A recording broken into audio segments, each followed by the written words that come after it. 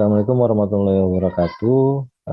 Di sini saya kebagian untuk menjelaskan tentang human resource pada aplikasi Udu atau di modul human resource terkait dengan proses bisnis apotik yang sudah kita buat ya.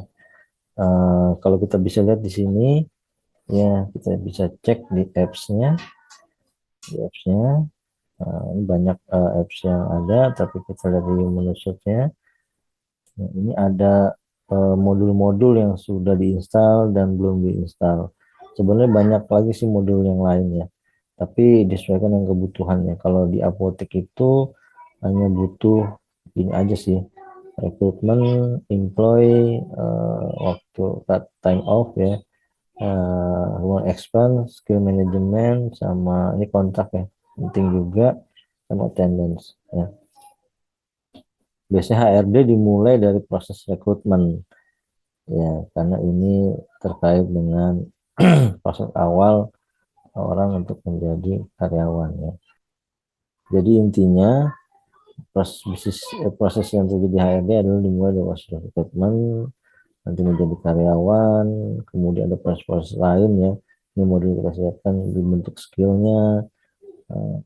Ini juga ada kontrak ya, kalau rekrutmen di kontrak dari karyawan, kemudian dibangun skillnya, kemudian ada dinamika dalam cuti ya, dan lain sebagainya. Dan ini semua dalam modul-modul di HRD, di Human Research, dan bisa lihat, kita lihat ini. Nanti kita bahas satu persatu. Lanjut, setelah tadi kita pendahuluan tentang modul apa saja, sekarang untuk selanjutnya kita melihat dari hak akses atau user yang kita akan pakai ya. Kita bisa lihat di user, di sini ada beberapa user yang sudah dibuat ya, ada Agung, ada Andi, ada Ros ya. Itu nah, user itu yang nanti akan terkait dengan hak akses mereka masing-masing ya. Kalau kita bisa lihat ini Agung ya, Agung, semuanya ini. Oke, nah di sini kita lihat lagi ini hak aksesnya ya, sebagai administrator, sebagai administrator, dan dimaksud sebagai administrator itu bisa mengakses itu. Itu juga kita lihat lagi tadi ada ini sesuai dengan struktur organisasi yang kita buat ya. Itu dari user ini bisa kita nanti masuk ke dalam uh, employee ya, untuk menjadikan karyawan ya. Ini sudah saya buat ya. Nah, contohnya di sini kita cek yang sebelah kanan ini untuk memastikan ini jadi job positionnya di mana. Kita bisa klik ini. Nah, di sini ini bisa kita edit ya. Kita bisa create juga. Kita bisa edit. Kita edit aja yang sudah ada ini. Ini karena Agung ini apa namanya terkait dengan human resource ya, maka ini kita ganti namanya, kita berikan namanya Agung, job positionnya ini, kemudian departemennya masuk ke human resource ya. Kalau misalkan baru tinggal ketik aja gitu. Ini created new entry ini apabila modul skillnya sudah di input ya, nanti akan masuk ke sini itu. Jadi ini sudah apa, apa sudah jadi karyawan sebagai human resource ya, di departemen human resource. Kemudian kita cek lagi yang lain, misalkan Andi ya, Andi ini juga, ini coba kita, ini kayaknya belum, employee udah, kita sudah dimasukin job positionnya atau belum? Oh ini belum, berarti kita edit aja, kayaknya belum masuk job positionnya. Ini Pak Andi masuk ke pembelian ya, purchasing ya, pembelian. Itu nanti kalau skillnya nanti kita buat di skill manajemen ya. Kita save mobilnya masuknya sendiri ya. Nah, kita save.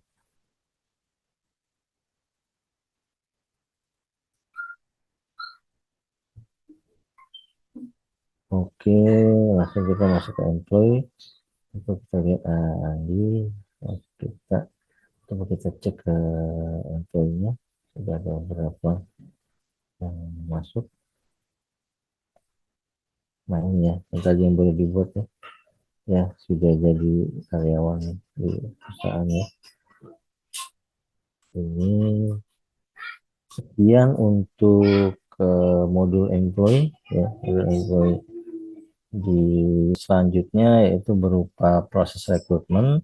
Di sini ada apa namanya modulnya yaitu berupa rekrutmen ya biasanya ini akan kita lakukan ya ini juga ini sudah ada beberapa yang dibuat ya ada apoteker penanggung jawab ada apoteker praktek ada asisten apoteker ya kemudian ada kasir ada apa human resource manager gitu ya.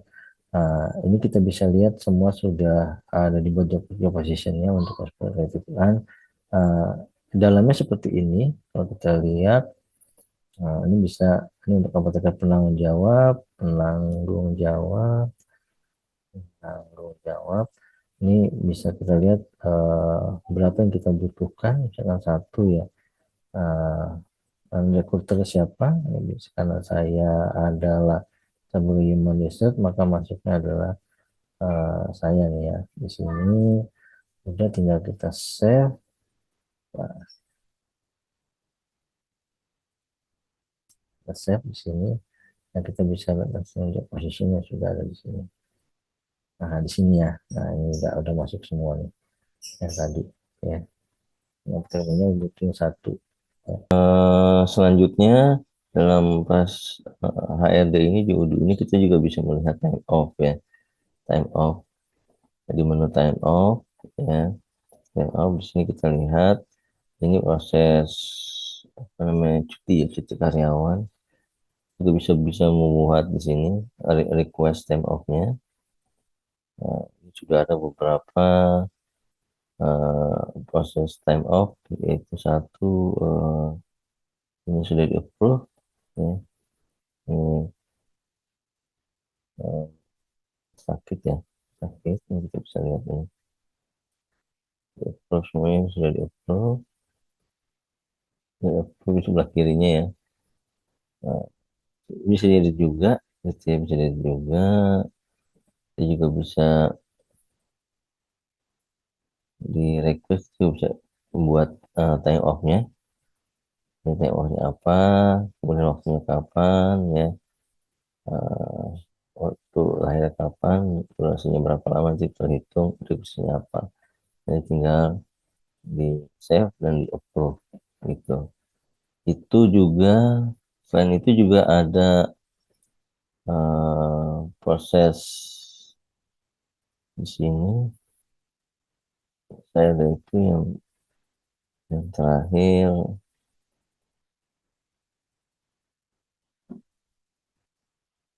kita bisa lihat di expense.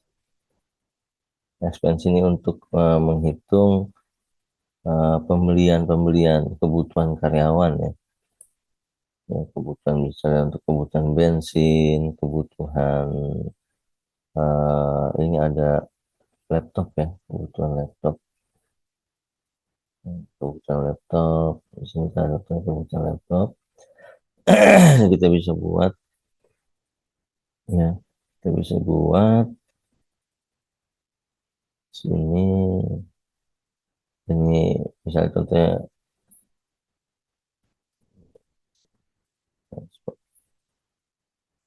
uang bensin sini, dikasih berapa,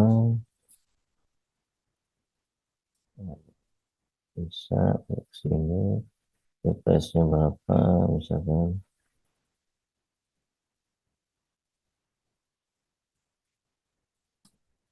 15.000 ya. Per meter. Nah, terus kemudian waktunya kapan? Baru kita langsung proses saving.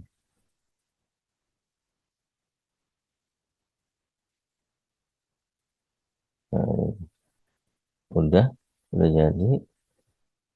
Tinggal di submit ya prosesnya. Kita lanjutkan. Jadi proses HRD di UDU sampai situ sebenarnya dari proses tadi apa namanya rekrutmen, kemudian employee, kemudian time off expand, ada skill management, kemudian ada itu sebenarnya ada kontrak sama apa namanya payroll ya. Jadi ujung-ujungnya adalah nanti pembayaran gaji yang akan di-approve oleh accounting. Mungkin itu saja dulu untuk bagian HRD. Terima kasih. Assalamualaikum warahmatullahi wabarakatuh.